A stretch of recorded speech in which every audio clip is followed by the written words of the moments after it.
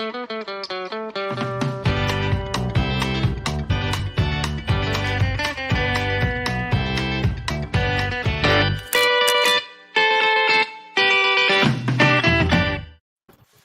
afternoon, LinkedIn followers, YouTube, and Facebook. This was an impromptu Coffee with Bob live. Coffee with Bob live. I can't even speak because we're doing this so last minute. I am surrounded by some amazing people. The way this all started out, Dr. Irene Kopp and I were having a discussion about an hour ago. And we were talking about it's the end of Suicide Prevention Month and Awareness Month. And she's like, we should do something. And we said, well, let's have a live. And who can we invite to this live? And of course, top of mind, I said right away, we got to invite Rachel Beck because she's amazing. And she's a big advocate for mental health awareness. And then after that, I said, we got to invite Tab, the recruiter. We got to invite Tab Cavanagh because now Tab is working for an organization called ChenMed that is all about preventative health, right? So we wanted to make sure that we got her opinion in there. And then just to kind of level out the testosterone in the room, I actually had to get Adam Marks in here to help me out because without Adam here, I probably would just sit back quietly while these three amazing women went at it and talked about suicide prevention. So everybody, thank you for doing this. I think it's a hugely important topic that I know you are all very passionate about. And I know, Dr. Irene, you've been doing some amazing work in helping people alleviate stress, right? And not get to that point where you burn out and you do something dramatic, like take your own life or like you did, drive into a wall because you passed out because you're so full of burnout. So what you're doing is right spot on. So thank you. Tell us, give us some of your thoughts on it. What we were talking about. And you're on mute. There you go. Yeah, I was just like, I had muted myself and then thank you, Bob. Let's just jump right into it. And I think we should. For hosting this platform. And I'm looking forward to everyone's perspectives. My own is that burnout is a silent pandemic that is far more dangerous than COVID, far more dangerous than any pandemic since the Black Plagues, literally, of the Middle Ages that killed like 1 in 3 people at the time. Mm-hmm. And I'm not being facetious when I say this. It's the mental and emotional impacts. We're in Suicide Prevention Month. And I'm all about, and Rachel knows this, Tab knows this, Adam, I'm very happy to meet you, that there is this shame and stigma around mental health and people are afraid to get help. And because of the programming that has been instilled in us, we feel that there's something wrong with us, that we're broken, that we're failures, that we're weak, and that we don't have what it takes. We are inadequate. And that is farther from the truth. And one of the reasons I love to talk about also the physical impacts of burnout is just to normalize it. And to understand that our top killers, when I say a pandemic, our top killers worldwide are caused or greatly exacerbated by chronic stress, diabetes, heart disease, cardiovascular, like strokes, cancer, autoimmune conditions. And then you have the mental and emotional suicide and anxiety and depression. In other words, the burden on our society and ourselves of having to live with the consequences of chronic stress and burnout.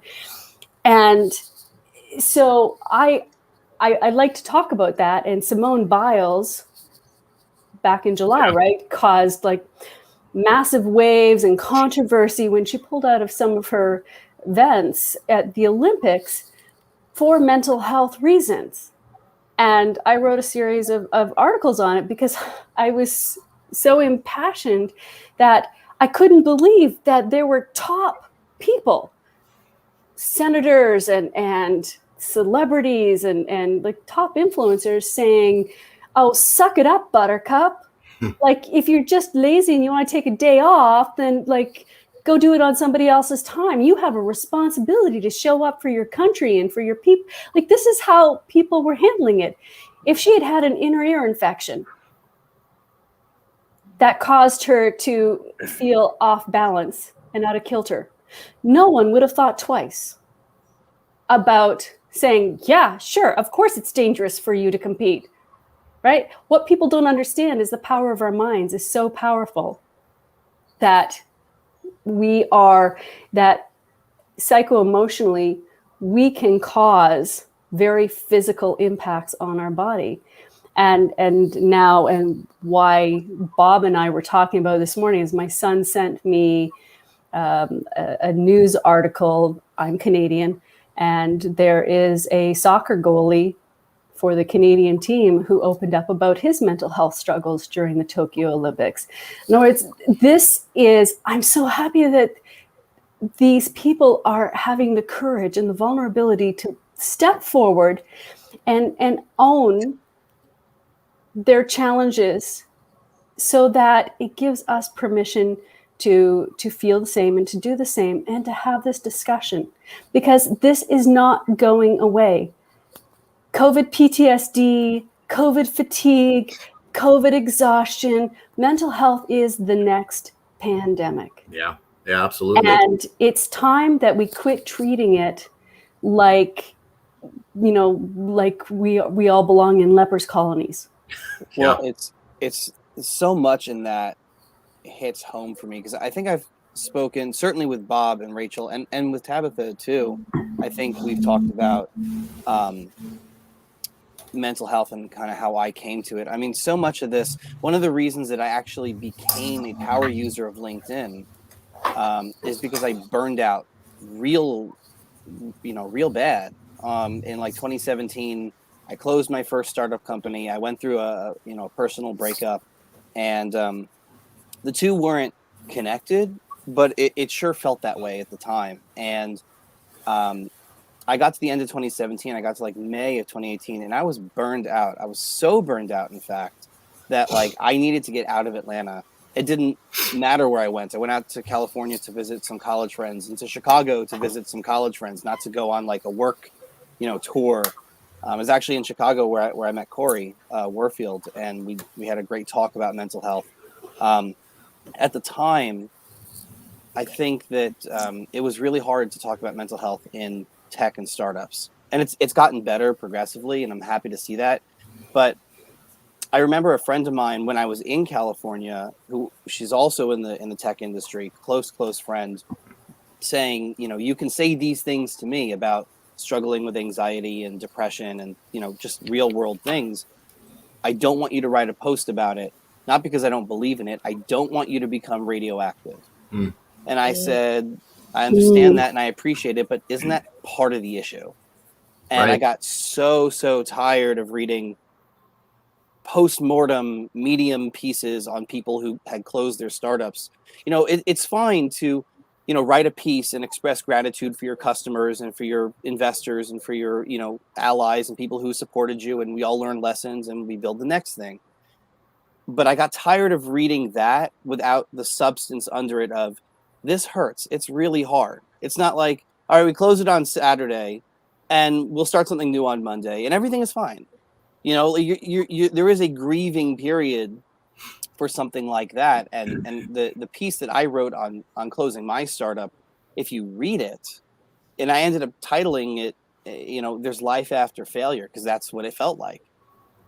If you read it, you can see it was written in two different parts. And the first part, quite literally, it's heavy and depressing and really kind of difficult.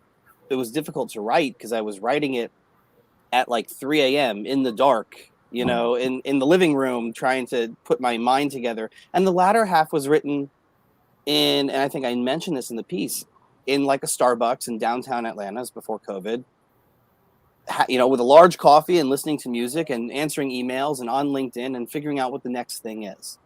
And I think it's really critically important to talk about the mental health thing, because burnout isn't sexy.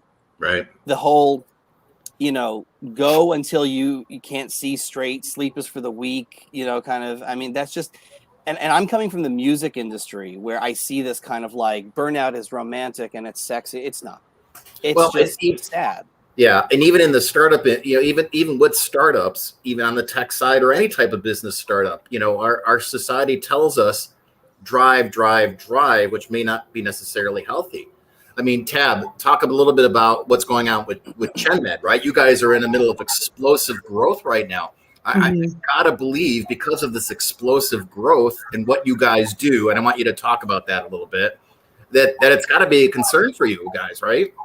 Oh, absolutely. I mean, so what we do at ChenMed is we are preventative care, as you mentioned. We are value-based care. And really what that is it's all about being proactive, right? So we've got a healthcare system out there that, God bless the many, many people that really do care about what they're doing.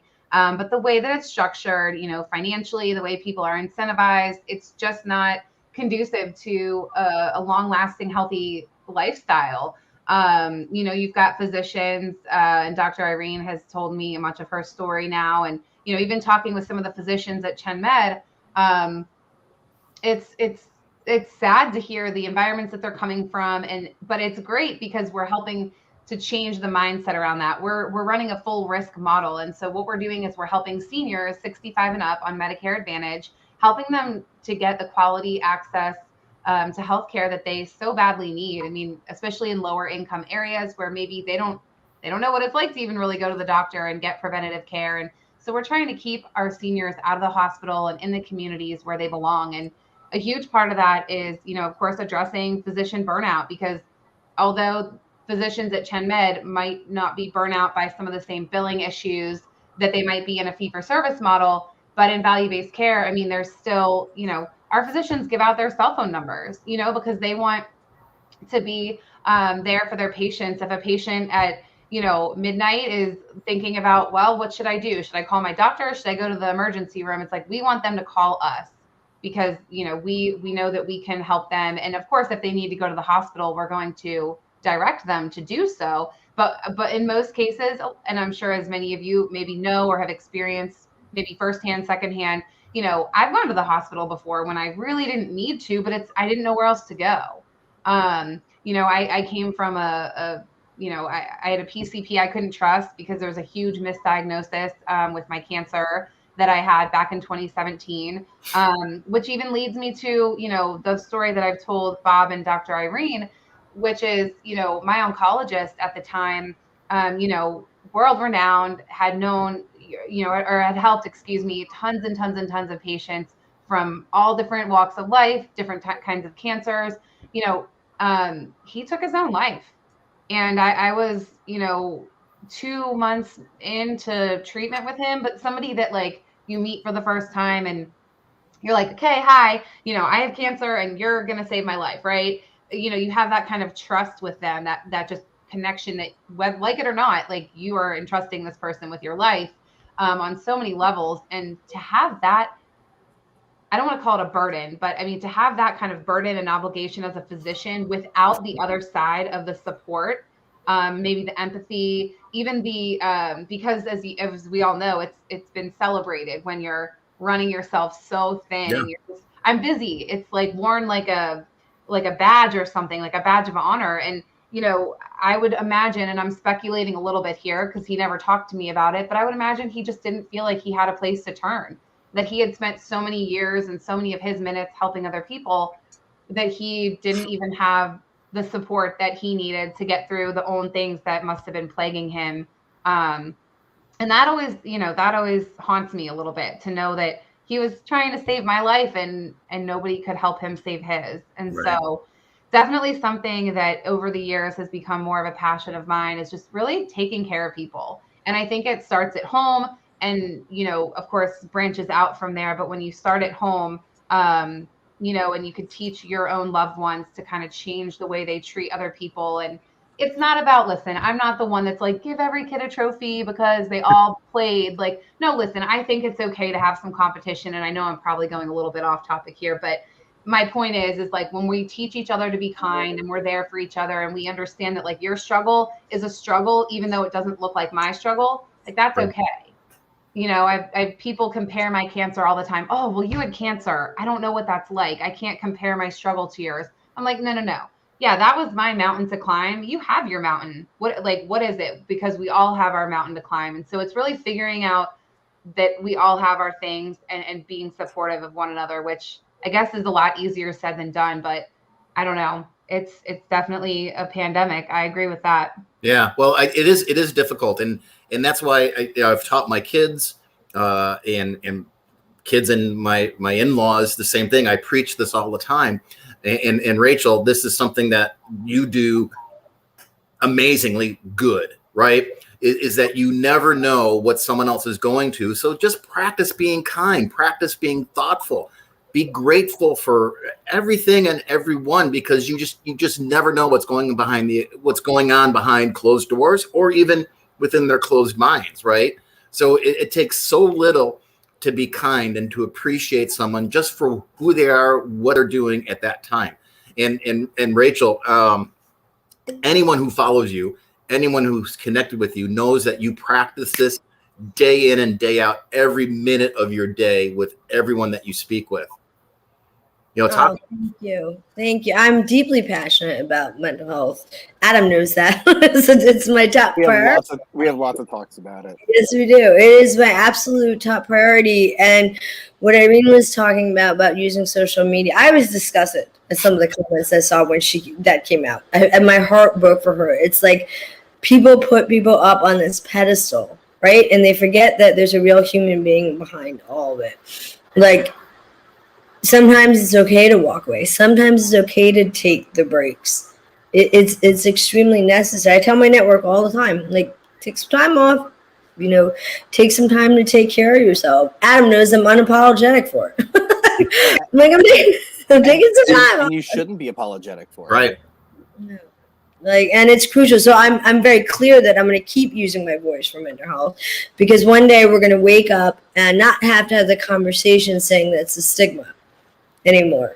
That, we did it, we accomplished it, and now people can go up and say, I have PTSD, I have anxiety, whatever somebody is suffering from, it should be okay. And I look at people's comments. Look, Adam's a really good friend of mine, so he shared a very powerful post, it's like a month or two, and talking about mental health, and I'd look to see, are people supporting him? That's how it's done on social media. So if someone is opening and sharing and say, I have been through this and I'm hurting, or if I have a friend who turns on a video and is crying because their mental health has been hurting so much, it's not okay. We see everybody's comments, and I try to tell people that. Like, get out there, support the people who are sharing their stories on this platform. If you think that it's easy, it's not.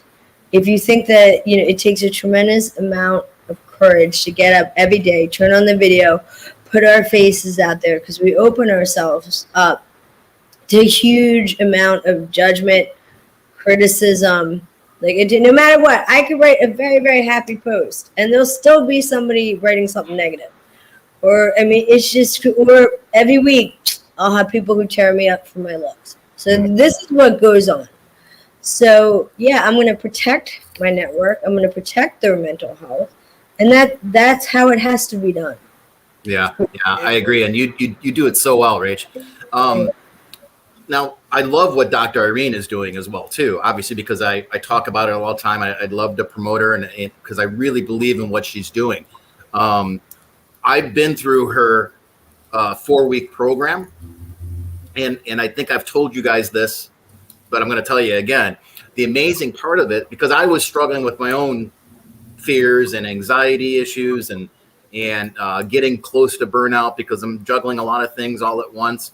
And dealing with imposter syndrome has always been my biggest kind of hunkering thing. And so I got involved with Dr. Irene's 4-week program, which was amazing. But the amazing part of it is that I got like 3 days into the program, and my MS symptoms were starting to alleviate. Stuff that the drugs that I'm on for my MS weren't able to alleviate, which just blows my mind. And it just goes to show you that it's the power of your mind that can help you more than the power of the drugs, right, Dr. Irene? I always love that story, and at the same time, I'm not surprised. And it goes back to what Adam said. Adam, you said that you had the stress of your first startup and needing to leave that. You had a personal breakup. You felt they were connected, but you didn't see how. And so when participants like Bob tell me that story, that, well, I went into it for the burnout, and lo and behold, this other thing happened. I went, yeah, because true success is success in your career, as I like to call your value, right? How you're adding value to the world. It's your wealth, it's your personal relationships, it's your health and energy, it's your personal life. In other words, you cannot separate them. And I will defy anyone on the face of this earth to say, oh yeah, well, okay, Elon Musk says I don't sleep, I sleep 3 hours a day, and I, and look at me. Yeah, you're also a time bomb waiting to happen. I would love to have a chat with him. And, it's because you cannot suck dry in one area and still expect to have your cake and eat it too. No, you need to build everything up. And this idea of becoming radioactive is, Tab, Bob, and I were in a meeting, was that just yesterday, with Dr. Sayed, who's like one of the top doctors in ChenMed. And he warned me. He says, I've had threats. I've had threats against, not so much death threats, but threats against my career that we're coming for you. And he goes, right, you keep it up, there's going to be a target on your back. And I just said, bring it on. And that was like what I had to kind of, that my own mountain I had to get over. Because when I started writing on LinkedIn, when Corey was like, there's a lot of really amazing stuff going on, there are a lot of amazing people, it was good to have a break from the tech Twitter crowd, whom I love, but it was good to have some distance. And I started writing things I didn't feel I could write there at the time. So things like mental health, things like anxiety, things like dealing with depression as a founder or as an entrepreneur. And lo and behold, people were like, oh my goodness, it's not just me. Oh my goodness, I deal with this too. I have imposter syndrome too. I have anxiety also. And I was thinking to myself, wow, this is crazy. Because I had built up in my mind, and not only in my mind, that was kind of the overall vibe that was coming out of the tech world at the time, was nobody's going to want to write about my company, fund my company, whatever the next thing is, pull me into a project, whatever it might be.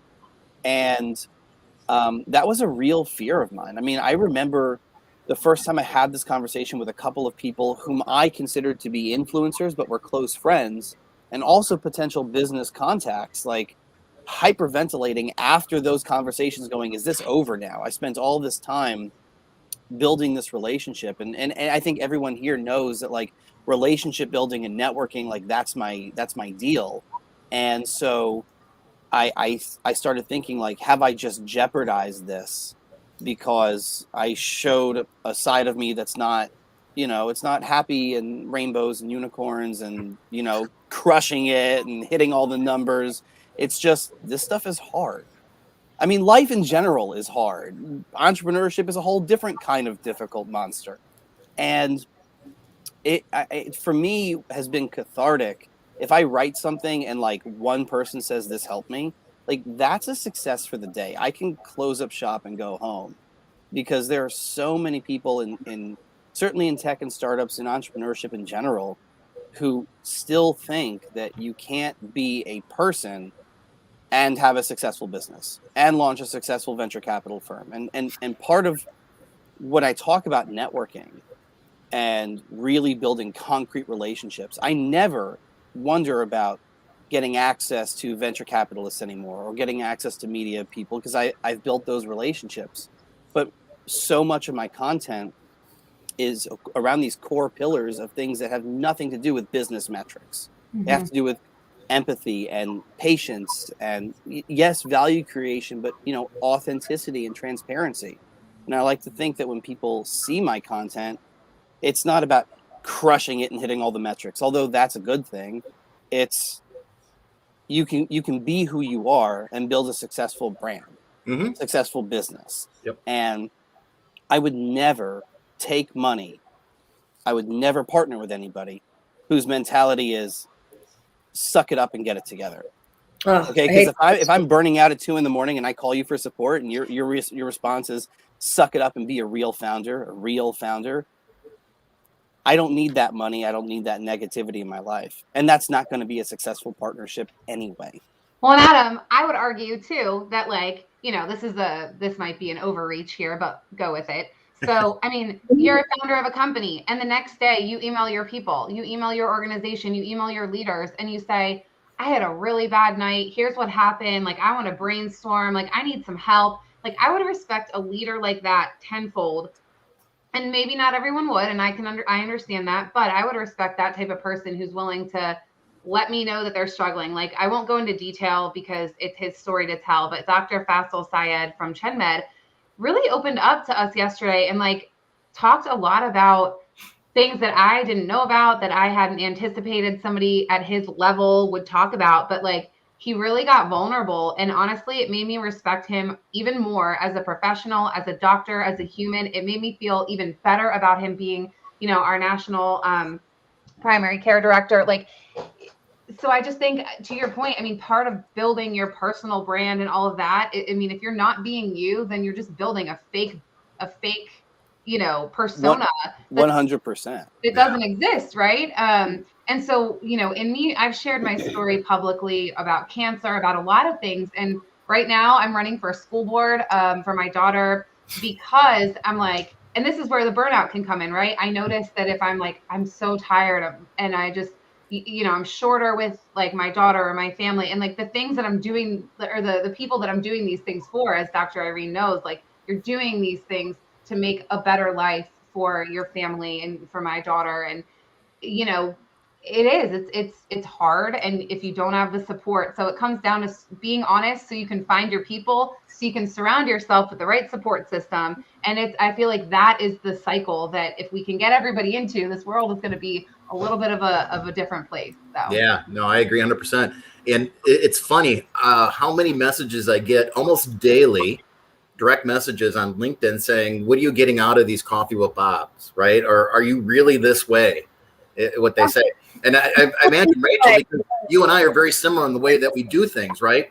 You and I are always featuring people for positive outcomes, right? We're always talking about positive outcomes. We're talking about mental health awareness. We're talking about being thankful, about being living a life of gratitude, kindness, et cetera, et cetera, et cetera. So I'm sure you get some of the same messages I get, where people are wondering, are you trying to monetize something? Or are you really this way? Adam, I get some very interesting questions and direct messages.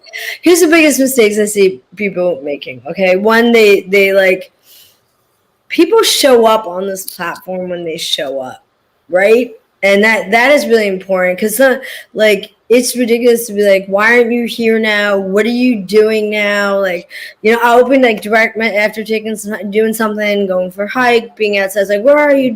I'm like, I'm living my life right now. That's what I'm doing. Like, and that's the biggest mistake people do.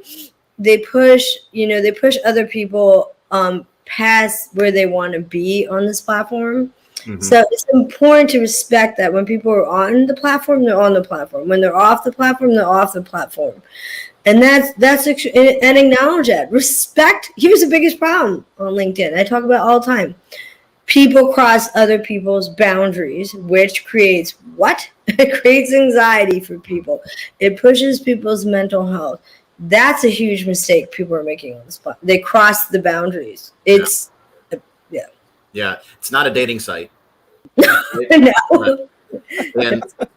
And you know, and then while I was joking in the beginning that I was grateful that Adam popped on at the last minute to help add some testosterone to the conversation, that was really just kind of a joke. I love being surrounded by you guys, because you're all so amazing in your own little verticals, right? But what you all have common across the core is this belief and this passion for helping others, for reaching out to others. And what I want people to understand that are watching this or that are going to see this on the replay is these people that you see here today, Rachel, Tab, Dr. Irene, Adam, this is them. This is their authentic selves. This is the way these guys are. I mean, I've talked to you guys offline, online. Dr. Irene and I meet pretty much daily. And what you see is what you get. And I think that's just so amazing. And I think people need to understand that, because if you guys can have the courage to be who you are on this platform and to champion what you champion on this platform, it should give hope to others to be that way too. And that's what we're trying to do, right? Give, like Dr. Em was saying, in the middle of this pandemic, we need to give people hope. It's crucial right now. I mean, there's people I know personally, there's people right now holding on by a thread. They're literally standing on the cliff. And like, that's how serious it is for people inside my network right now. Very serious. And I'd like to say, you know, if you're hearing this message now, and if you're on this cliff now, you can reach out to any of us here, and we will gladly put our hands up to help you as much as we can. And I would highly encourage everyone. I'm going to plug Dr. Irene right now, because I know on her LinkedIn page, she has links to her YouTube, which has different meditations and different skills that can help you, right? Self-help you. I encourage you to go to her page and definitely check those out. But I would say without reservation that any one of us on this call today would gladly drop what we're doing to help anyone out. Can I add something to that? Yeah, of course. Okay, so I just want to address this for a second. So there are people who reach out to me for help during this year, very, very, very serious situations. And this is why I plead with people to not block direct messages with stuff that is not necessary, because I've woken up to messages that it was like critical, like, Reach, I need help right now. This is like a life or death situation, and I try to do what I can do to help them. So yeah, the people that are reaching out right now, they're struggling. I lost 2 people to suicide this year. Adam knows that. So yeah, it's very real this year. It's extremely real this year. And it's crucial for people to not push people over the edge. I see like people writing comments. I'm like, oh my gosh, stop. Like, that's not nice. Like, you have no idea what I'll know what's going on with the person. I'm like, stop. Throw kindness, love. You no clue what's going on behind the scenes. That's why, like, Rachel, I mean, it's just, to me, it seems easy because, and I know it's not like this for everybody, and I don't mean that in any type of a demeaning, condescending way. I just feel like it takes one thing, one conversation, one new connection, one, take a chance on something, but just one. If we were each that one person for somebody else, and then they were that one person for somebody else, I mean, it really is that domino effect. And I just think that people are afraid of what they don't know. They're afraid of what they haven't already experienced themselves, so they don't even have the perspective.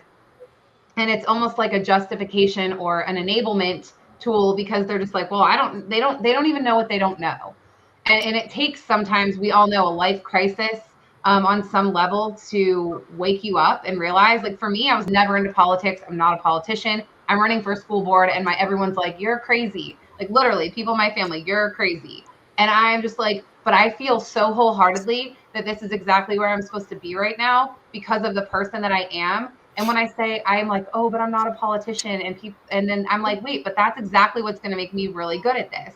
And so I think it's just like being super self-aware, and also, I think that self-awareness piece is huge. It was for me, what I call my strong ass mindset after cancer. Like, that was critical for me getting through everything that I did. And the biggest piece was self-awareness.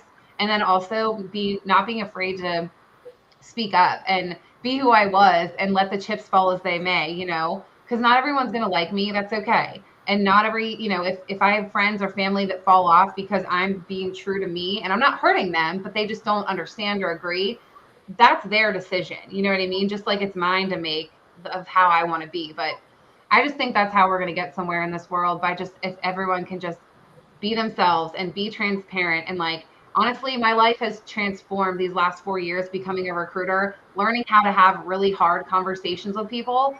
But like, we both come out on the other side better for it. And so that is my hope and my prayer for you guys and for everybody that might be listening to this now or later, is just to find somebody and then also be that somebody, because I think we do always have something to give, but like, also if you're on that ledge, you need to just like get back to a good place, and you need to be able to ask for help and not be afraid to do that. And so, you know, I'm there for anybody. If you want to reach out to me, I will say the same thing as Bob said. You know, I'm here to help in any way that I can, and at least offer a resource if I personally cannot, you know, remedy the situation. Wow, I can't think of a more beautiful way to end this chat, Tab. I mean, that's just, I think that's a sentiment that is shared by everyone across the board here. I always say that, and I do say this, and I live by this mantra: one connection can change a life. And you're looking at 4 other connections here that can change a life and can pay it forward and help out every way. Guys, Rachel, Tab, Adam, Dr. Irene, thank you so much for being on this last minute show and putting this together. I think, you know, this stuff like this and your opinions and what you guys are all doing are making an impact. And I thank you. And I'm so blessed and honored to be, not only to be connections with you guys, but we're all friends, which I love. I've very good friends. I love you all very dearly, and I thank you very much. If you're not connected, if you're not following, if you're not engaging with Rachel, Tab, or Adam, or Dr. Irene, you really need to do so, because they'll change lives for you. I promise you, they will help change your life, and they will give as much as they can give. So, guys, thank you very much. I appreciate you all. And thank you for having us, Bob. Thank you, Bob, for arranging and thanks this. to Ken. Awesome. I feel like I kept seeing Ken pop up in the corner. Me too. Yeah, Thank you. Ken, another doctor. Reach That's out. we need to do the more like spontaneous, like, hey, we're doing live right now. We should I do think another this was one so of much these. fun. This was Yeah. a lot Yes. of fun. We should definitely do a live. Yeah, we'll definitely do it like again. flash mob style, right? Where Yeah. we just like pop There you up go. and All start right, I'll like see you all in 2 hours. We'll be like, where's Waldo? Yep.